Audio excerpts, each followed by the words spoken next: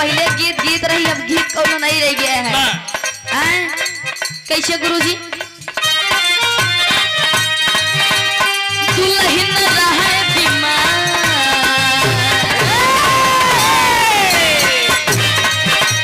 दुल्हन रहे बीमार, निरहुआ निरहुआ सकल रहे, दुल्हन रहे बीमार, निरहुआ सकल रहे,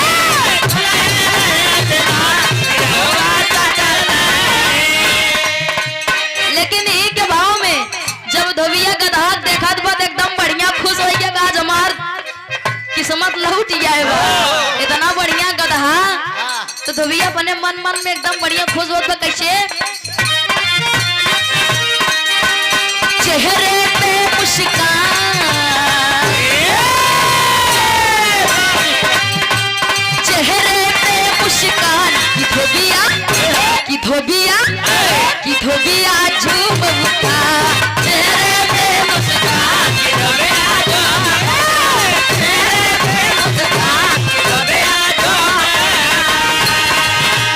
होई के चला उतान की धोबिया झूम उठा, होई के चला उतान की धोबिया झूम उठा, चेहरे पे अरे चेहरे पे मुस्कान की धोबिया झूम उठा, चेहरे पे मुस्कान की धोबिया झूम उठा, चेहरे पे मुस्कान की धोबिया झूम उठा। बाबूजी धोबिया गधा के लिए आई के घरे आईस, बढ़िया खूटा पे बांध दीस, लई आई धोबिया कैस कैस लई आऊ तू, इतना बढ़िया सुंदर गधा मिला बा, लई आओ तनी चंदन लगाई दे, ठीक दे भाई ठीक दे, चंदन वंदन टीक दे, हल्दी हल्दी लगाई दे, तनी शुभ शुभ हो जाए। अब गधा बेचारा अपने मन में सोचता है, भगवान कब भी हमार गधा खोल आगिन जले, कब हम इंद्रलोक में जाब, एकदम हम परेशान हो गए हैं। 10 दिन 15 दिन 20 दिन महीना जब बीत तो धोबिया राजा खिया नौकरी करता रहा, राजा खिया नौकरी करता रहा, राजा बिटिया रही रोज देखुआर आवे, लेकिन शादी सेट न होए, कोनो न कोनो कमी निकल जाए, देखुआर लौट जाए। जब देखुआर लौट जाए वो धोबीवा आए के धोबिनिया सारी बात बतावे कि राजा के बिटिया है बहुत सुंदर है, लेकिन बेचारी बियाह ना होत बा, जितना देखुआर आवत है सब लौट जाता है, नाश्ता पानी डाले हो जात बा। जब धोबिया धोबिनिया सारी बतिया बतावत रहा तो गदहवा सुनत रहा था। धीरे धीरे बीता एक दिन गदहवा जाए के धोबिया कहीं से देखा एक बात हम कही हमार बात माना, कहन बतावा भी गदहवा बोले, कहन अच्छा ठीक बा बोल, कहन जाए के अपने राजा साहब से कही दिया कि हम उनकी बिटिया से बियाह करबे।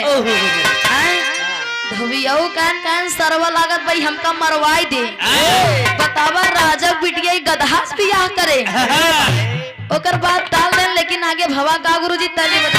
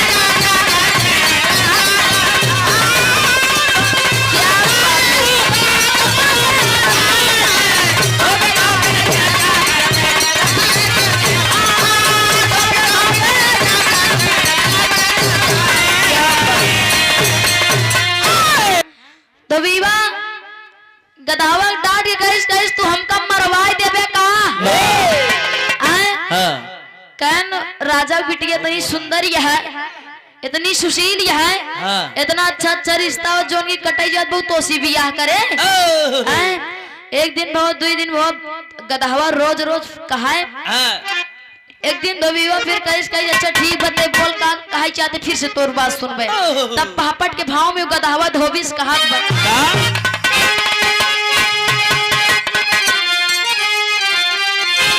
अरे बोला गदहा धोबी के सामनावा मनवा मानैना। अरे बोला धोबी गदहा के सामनावा मनवा मानैना। पूरा कैदा हमरो वारा मनवा मनवा मानैना।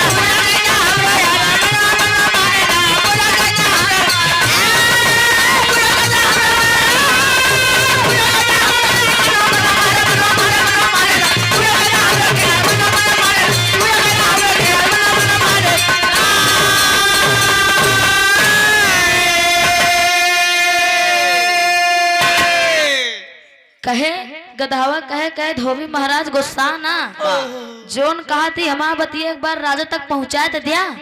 पहले बंद में धोबी गधा और कहे धोबी से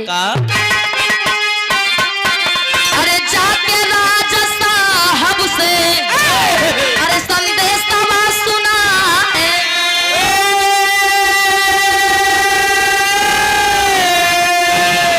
अब बिटिया की शादी हमारे साथे कारवाई।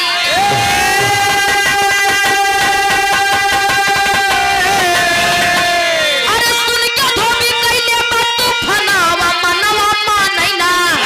अरे सुन के धोबी कैले मत फनावा मनवा मानैना। और लागे सरवा पाटै बहुत पागल मनवा मानैना।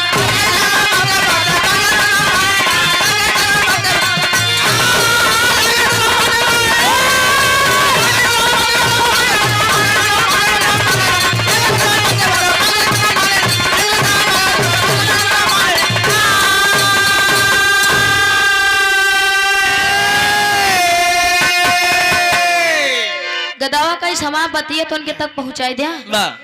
धोबिया कहीं चला सारे चाहे हम का राजा मारी नहीं है चाहे फांसी चढ़ा दी चाहे जोन कही नहीं है लेकिन तोर बात जरूर राजा तक पहुंचाई दे जाए कि एक दिन दरबार में धोबिया कहीं राजा साहब एक ही बात कहवैया ही।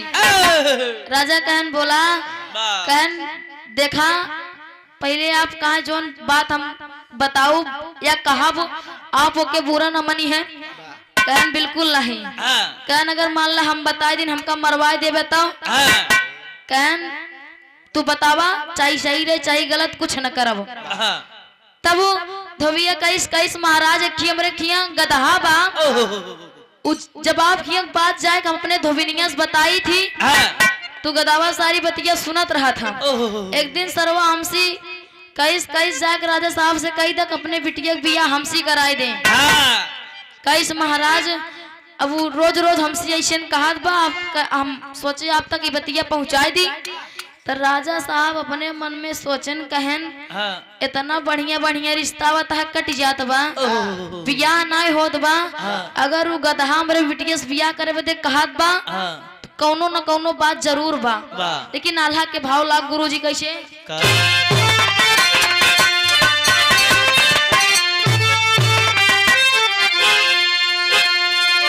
मेटे ना मिटाला जग में विधि के विधनवा भैया।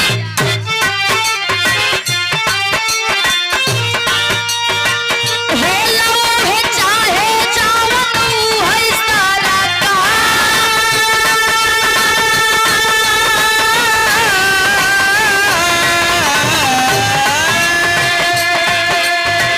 कुछ दूर राजा ये का किला बनवा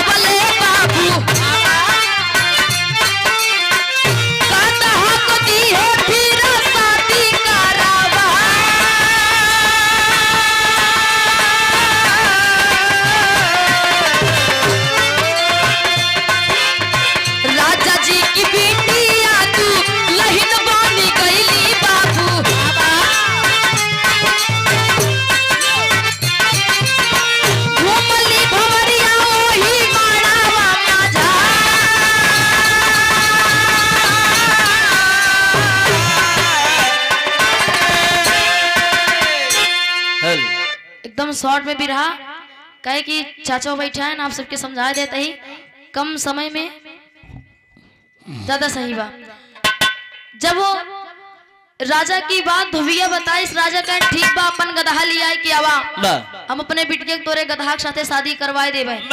गदहा लिया है कि गदहवा एकदम खुश होई के बा, कहीं सब बियाह होई जाए, अब बियाह होई और वही दुल्हनी सापन काम करवाई लेबे। लई आन राजा अपने बिटिया के साथे गदास बियाह कराए देन, और महल के कुछ दूर पे बढ़िया किला गड़वाए देन। कहन गदहा वही रहे बाप, ओकर स्थान हुआ राय बरे बनवाए देन बढ़िया से। और शाम की टाइम में अपने बिटिया पहले नहीं भेजन, पहले दासिक बिटिया भेजन।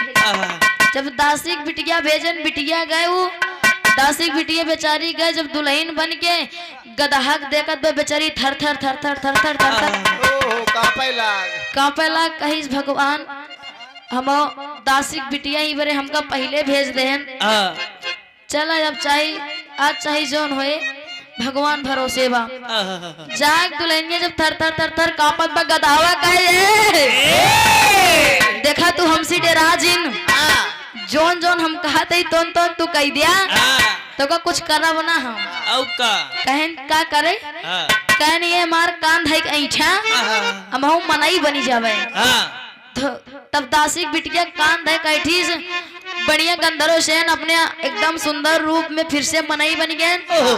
गदहा खोल साइड में हो गया, लेकिन आगे भवा का गुरुजी खड़ी के भाव में कहना,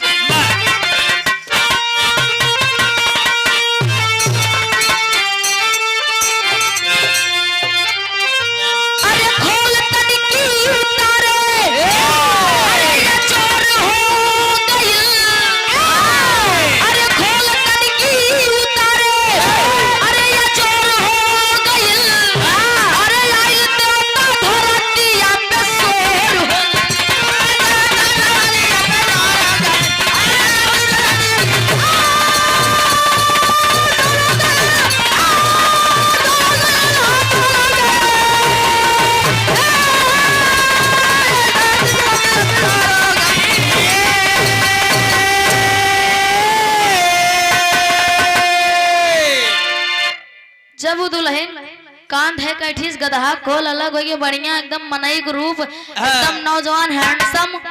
जब गंधर्व सेन बन गए, रात भे दोनों जने बढ़िया मजा करें। सवेरे दासी बिटिया फिर महल में आए, राजा बोलाई के सारी बात पूछन, कहन कैसे रहा। और जब दासी बिटिया देखें, राजा कहन एकदम ही तो ठीक ठाक लौटिया है। तब लागत बा सब कुछ ठीक बा, कोनो न कोनो बात जरूर बा। तब दूसरे दिन मंत्रिक बिटिया भेजत, पहली का हुआ अरे शंख भारी राजा जी के अरे मनया रुझा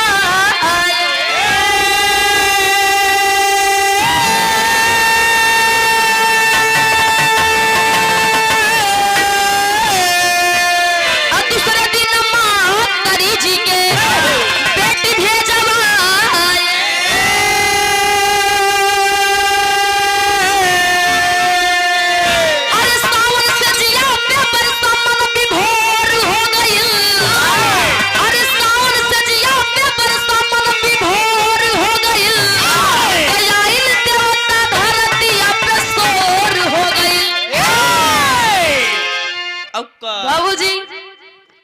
दूसरे दिन राजा मंत्री बिटिया बढ़िया दुल्हन बनाई के 16 श्रृंगार कई के रात में गदहा के पास भेज देहन। राजा मन में शंकरा कही ई दासी बिटिया झूठ तो नहीं बोलत बा, ऐसे वैसे का तू गदहा तक गई न रहे। जब रात में मंत्री बिटिया भेजन हो गए, गंधर्व सेन जैसे जैसे कहें दुल्हन वैसे वैसे करीस, कान धक खींचिस, गदहा खोल अलग हो गया बढ़िया मनुष्य का तन पाई गया, रात बे मजा करें। जब सवेरे मंत्री बिटिया फिर महल में आए, फिर राजा पूछा था देखे मंत्री बिटिया कैसी है, एकदम ठीक ठाक और एकदम खुशी खुशी हंसत की आवत है मंत्री बिटिया, कैसे मुस्कियात है भाई कि हमारी जिंदगी एकदम तर गया। देवता के साथ है हमार शादी, मंत्री बिटिया एकदम खुश देखे राजा कहन कहन तब एकदम बढ़िया बा वो गधा ना जरूर कोनो देवता आए बा तब तीसरे दिन अपन बिटिया भेजत हन कैसे दूसरे बंदे अरे तीसरे दिन राजा तबा अरे बिटिया के भेजल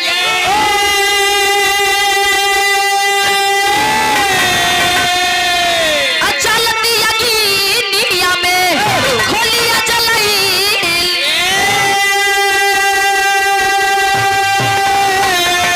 अरे भोरवा हो गई मितवा कठोर हो गई अरे भोरवा हो गई मितवा कठोर हो गई आइल धरती पे देवता तपस्वर हो गए। तीसरे दिन राजा अपने बिटिया के बढ़िया सजाए बजाए दुल्हन बनाए के गधा के पास भेजन।